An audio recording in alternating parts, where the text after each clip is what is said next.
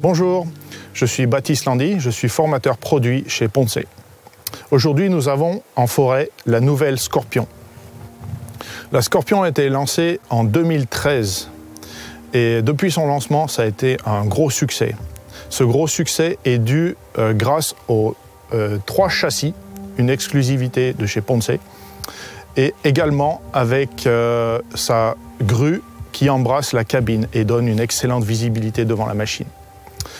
Ce succès est aussi dû grâce à la stabilisation active et à la correction d'assiette constante de cette machine.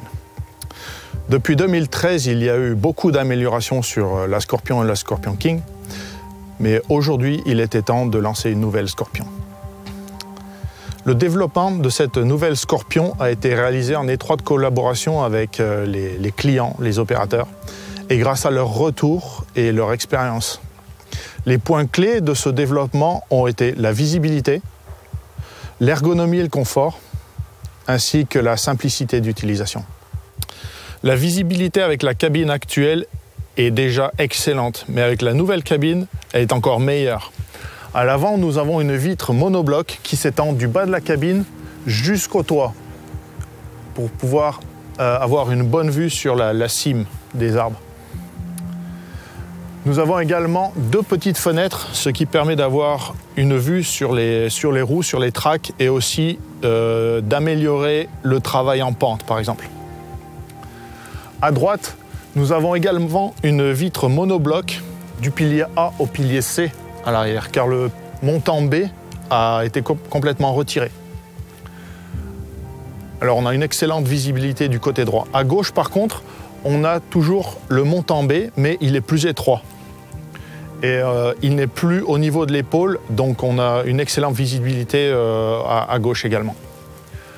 À l'arrière, la vitre arrière est descendue de 10 cm, ce qui permet d'avoir une bonne vue sur l'essieu arrière pour le recul, par exemple. La nouvelle Scorpion est équipée avec les nouveaux phares de travail Ponce. Ces nouveaux phares de travail ont été spécialement conçus pour l'application sur machines forestières. Ils ont été développés avec les clients de manière à avoir un meilleur positionnement des lampes ainsi qu'un meilleur éclairage autour de la machine. Dedans la cabine, il y a plusieurs améliorations concernant le confort et l'ergonomie, en particulier l'espace donné à l'opérateur au niveau des jambes par exemple, beaucoup d'espace pour s'étirer par exemple. On peut voir ici, vu que le pilier B a été retiré aussi du côté droit et diminué du côté gauche, il y a plus d'espace au niveau de l'épaule, donc l'opérateur se sent moins comprimé aussi, il y a plus d'espace dans la cabine. L'espace intérieur a augmenté. Une grande amélioration apportée à l'opérateur est le siège tournant, ce qui facilite l'entrée et la sortie de la cabine. Donc le siège est maintenant dirigé vers la porte. Et aussi l'opérateur de ce fait peut aussi accéder à l'espace arrière, donc bénéficier de cette table par exemple, et des espaces de rangement. C'est ce qui apporte plus d'espace lors de son déjeuner par exemple. Et avec à l'intérieur l'habillage et les nouveaux plastiques, on a aussi apporté beaucoup d'espace de rangement, donc à l'arrière, sur les côtés, dans la porte, à l'avant, avec plusieurs boîtes et une table pliante. Ces plastiques sont de haute qualité et sont lavables en cas de nécessité. Donc ça facilite aussi le travail et le nettoyage.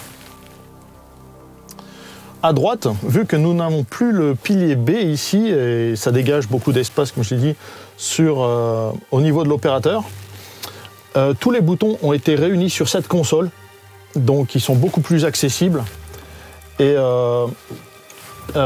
plus facile d'accès durant le travail. Avec cette console, il a été également ajouté de l'automatisme au niveau de l'éclairage intérieur de la cabine et de la climatisation et chauffage.